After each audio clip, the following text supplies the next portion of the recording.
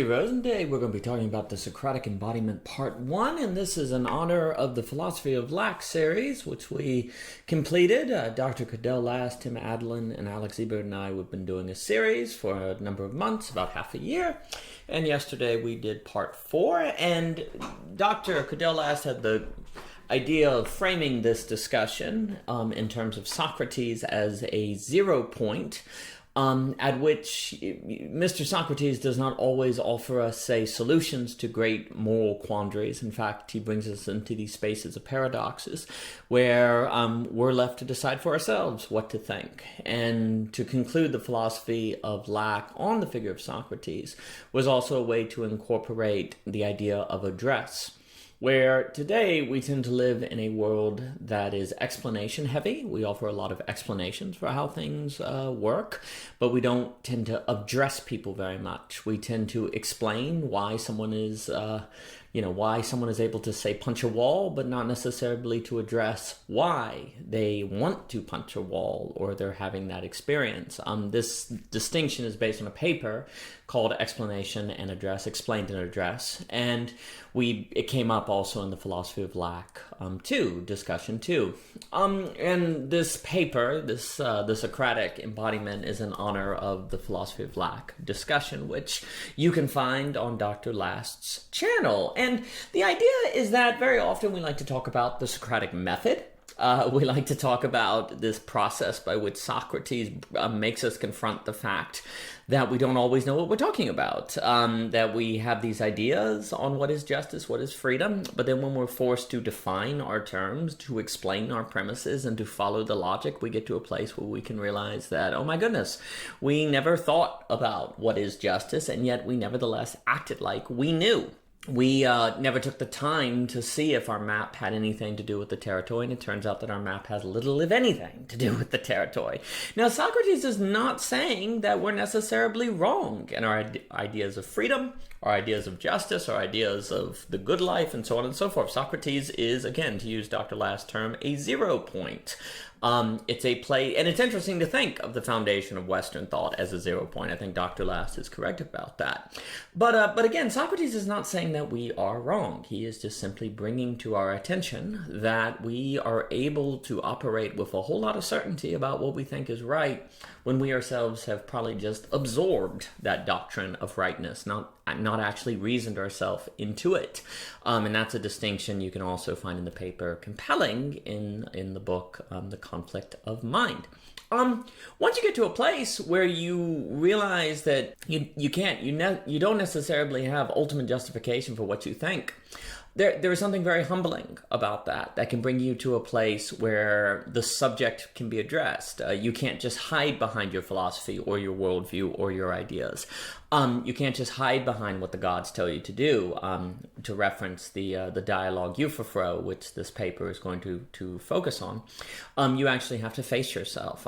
In the dialogue of Euphophro, Socrates runs into a lawyer who's going to go convict his dad of murder, and Socrates is like, "My gosh, are you so sure that you're right?" And Euphophro is like, "Well, I'm not doing anything wrong if the gods told us to do it." And what Socrates ultimately unveils is that famous paradox of, is it right because it's right and the gods acknowledge it, or is it right because the gods said so? Now, this paradox has a lot of implications, but the idea is that it's a paradox that Euphophro can't really address. He can't really answer it, and yet he's still sure that he's so sure that what he's doing is right, but he's never thought himself to this paradox. And again, that doesn't mean that Euphophro is necessarily in the wrong, but it does mean that he may want to have a little less certainty, that he needs to be maybe a little more epistemically humble, and Socrates is inviting us to that space where we too can be a little more humble. And also too, in that humility, that's when we might be more willing to listen to other people, where we may also be, because if we've learned that we can't always be so certain about what we think, that may open us up to different kinds of people who otherwise we wouldn't listen to because we're so sure that we're right and they're so different from us and must be wrong, so on and so forth. Socrates gives us reason to be humbler, and that is very, very important. But here, as we're describing the Socratic method, notice that it is the Socratic method is indeed a kind of explanation. You are explaining to people, how their fundamental beliefs or ontological foundations or so on are lacking. They're not quite there. So you have to explain people to that place. But notice that it is in service of addressing the subject, of opening the subject up to difference in ways they otherwise would not be open to also get to the place where the subject has to ask themselves why they absorbed these ideas of justice, freedom, and so on and so forth, if there are no fundamental premises for them. So you start to move into a place where the subject becomes primary. Now, I think what Socrates is doing can be associated with Hegel, who wants to unveil to us that we ultimately lack ontological and epistemological foundations, not because our epistemologies and ontologies are necessarily wrong, but because we are creatures that operate as such. And what does that say about us? Now, that's another discussion that would get us into Hegel, but it is interesting to think of Socrates and Hegel as doing something similar, and I actually think also similar to what Hume is doing. But, very often with the Socratic method, we don't tend to think of it in terms of address. We just tend to think of it today, frankly, in terms of deconstruction as a sort of method of explaining away things. And yes, it's true that explanation can be used as a way to avoid the subject, but there's also something to be said about deconstruction as methods of power, where I'm able to unveil to you that your beliefs are wrong and silly, and that kind of positions me as being powerful. Also, method is in the realm of explanation, and as we've said, we need both explanation and address, not just one or the other. But if we think of the Socratic method as just a method, we're probably going to overemphasize the method, and we're going to miss out on another half of what I think we see Socrates do in so many of his dialogues that I think is very, very important. Socrates is constantly admitting that he doesn't know things. He's constantly humbling himself. He's constantly saying that he doesn't understand in things like that. I don't know about you, but it's very difficult to admit that you don't know something, or that you haven't read something, or that you don't understand a certain lingo. It's humbling. It's difficult. And it also makes you face yourself as someone who doesn't know everything, which then, of course, makes you ask existential questions such as why don't you? And why haven't you learned this or that? So what Socrates does is I want for us to think of Socrates as doing two things. As one, unveiling to us the ultimate lack of a ultimate foundation for our ontologies and epistemologies, and the inescapability of contradiction, paradox, and things like that, which is Hegelian. But I also think we need to see Socrates as putting himself in a place of being humbled, and in admitting that he doesn't know things, and facing the status anxiety and so on that can come up from that, because it would almost seem to be the case that we have to go to that place of humbling ourselves precisely in order to show people how to undergo address, and also how to undergo a kind of self-address, because when you feel that humbling, you start to address yourself as a subject, not always just thinking in terms of explanations and ideas from which you can hide from yourself, but also thinking of yourself as a person. I have no doubt that Socrates had thoughts in his head of not wanting to admit that he didn't know something. He probably had feelings of being irritated, or feeling like the guy that he was talking to was an idiot. But he didn't give in to those feelings. He resisted. And in fact, Socrates not only shows us a method, but he also shows us a way of being. I think we need to think about the Socratic embodiment, not merely the Socratic method. In Socrates functioning as a 0 point, as Dr. Last puts it, Socrates never develops from out of his ignorance, or from out of his need for further humbling. He is always developing with the lack of an ultimate foundation, and the lack of a feeling of ultimate security, or ultimate status, or ultimate enlightenment where he knows everything. He's always developing with it. And what we seem to see in Socrates is a need to go into the streets and be with other people, in order to fully develop with those lacks, both on the foundational level and on the personal level. We do not see in Socrates someone who is developing away from other people or from other people. He's always with them. So there's this real emphasis in Socrates on the with. But if we just think of Socrates as a method, not as an embodiment, well then, I can be away from people and employ a method, say in a paper, say in a discussion, or maybe an academic journal or something, in writing, in my own brain. But when we start talking about the Socratic embodiment, well, then I have to do it with other people. Now, that doesn't mean you can't work on your argument at home and by yourself before and kind of think. That's not to say that there's no place for just the method. But ultimately, it has to lead into an embodiment, I think, in the same way that explanation ultimately has to lead to address.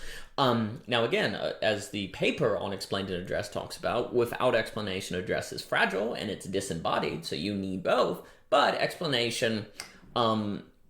in today's world where it seems like explanation is emphasized, then I do think we need to emphasize the movement of explanation into address. And by Socrates going into the streets and speaking with people, he's not merely employing a method of explanation. He is embodying a way of address.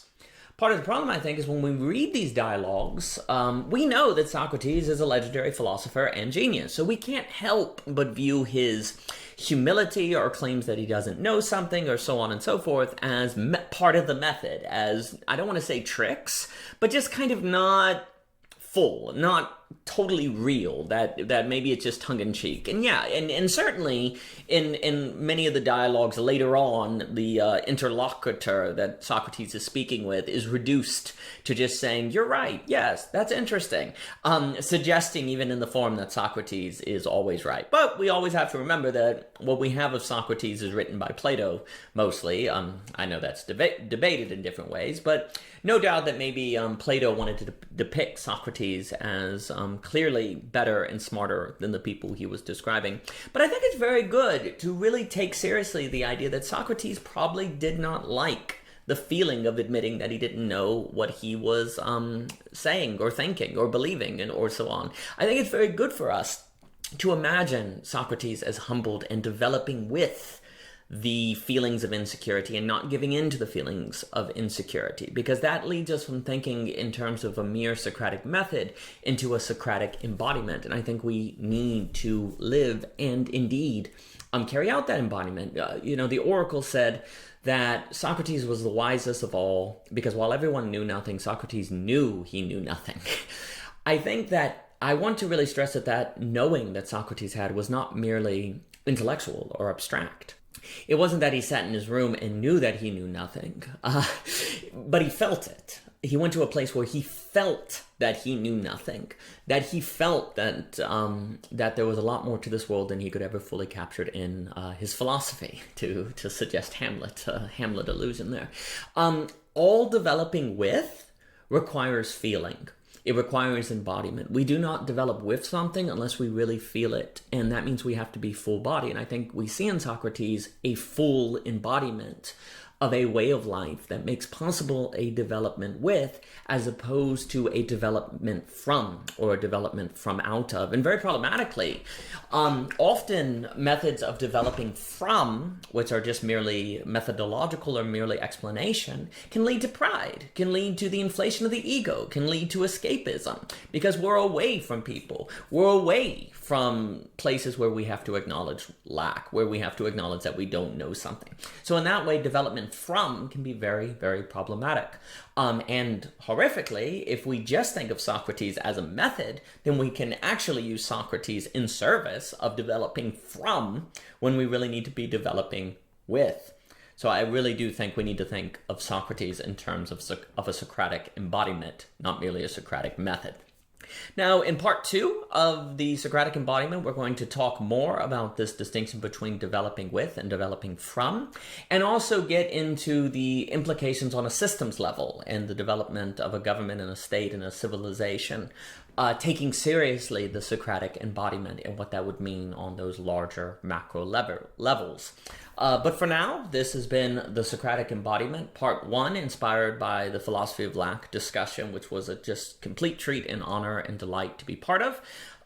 Please go check out that discussion at Cadell Last's channel. Please check out Voicecraft with Tim Adalin. Please check out The Artistic Wonder of Alex Ebert. And for more about O.G. Rose, please visit ogrose.com. And thank you for your time.